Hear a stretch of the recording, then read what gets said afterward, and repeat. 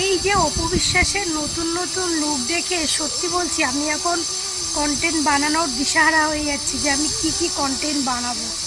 কারণ অপু বিশ্বাস এই যে পরপর এত নিত্য নতুন লুক দিয়ে যাচ্ছে, এটা আমি এখন জেলাস ফিল করছি।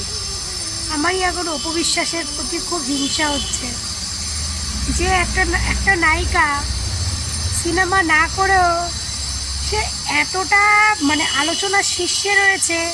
এটা আমি একমাত্র অপু বিশ্বাসকেই দেখলাম।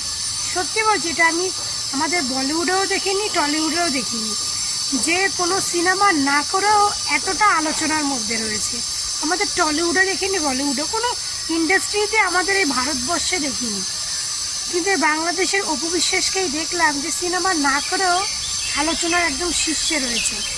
আর সে কাজ করছে, দেখো এই যে তার নামে মামলাটা হয়েছে, মামলাটা তার কাছে কতটা একটা মানে কি বলবো, যেটাকে বলে ভালো ছিল তার কপালে মামলাটা, যে তারপরে কন্টিনিউ কাজ করে যাচ্ছে। মানে সে মনে হচ্ছে না যে, আমার মনে হচ্ছে দিনে এক দিনে দুটো তিনটে করে কাজ করছে। তো যাই হোক, এই মামলাটা অ্যাকচুয়ালি অপু বিশ্বাসের শুভ।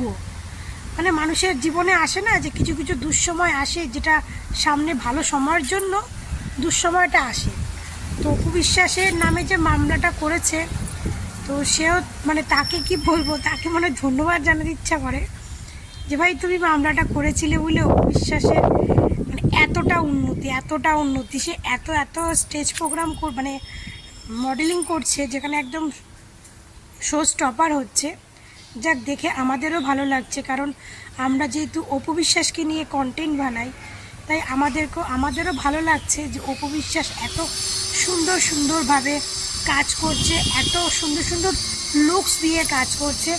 যেখানে অপু বিশ্বাস এত সুন্দর লুকস দিচ্ছে, আর সেখানে আরেকজন আছে, তার লুকস দেখে তো এখন তার ভক্তরাই মানে কি বলবো, মানে পাগল হয়ে যাচ্ছে যে বুবলিকে গৌতম শাহ একই লুক দিচ্ছে, যে বুবলির এখন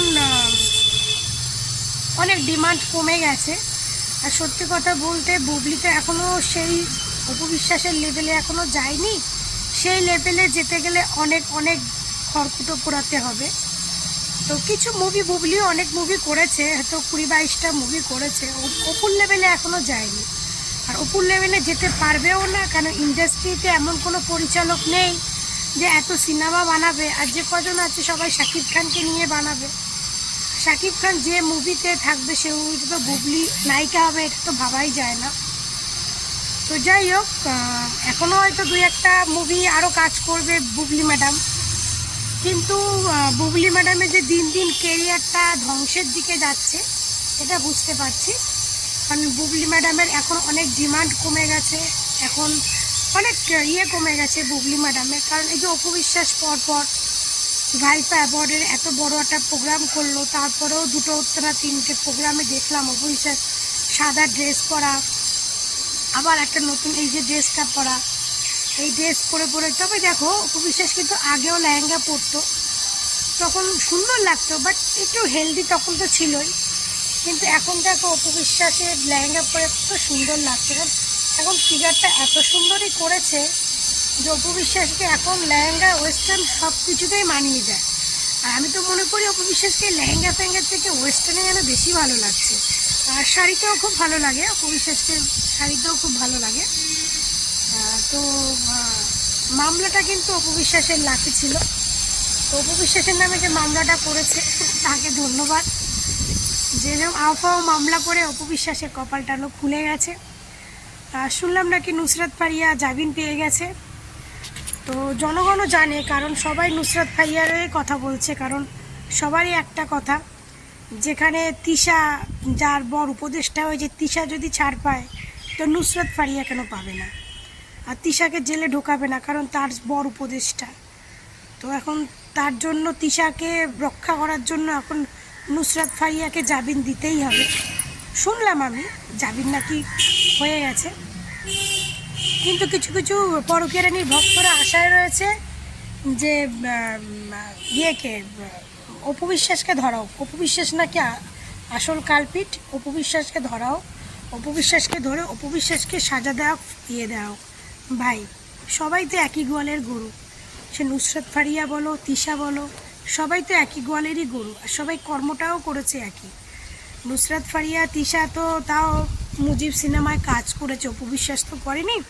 অপু বিশ্বাস হয়তো শেখ হাসিনাকে সাপোর্ট করেছে, তার দলকে সাপোর্ট করেছে, তো সাপোর্ট করার জন্য নিশ্চয়ই তার কোনো কেস হতে পারে না।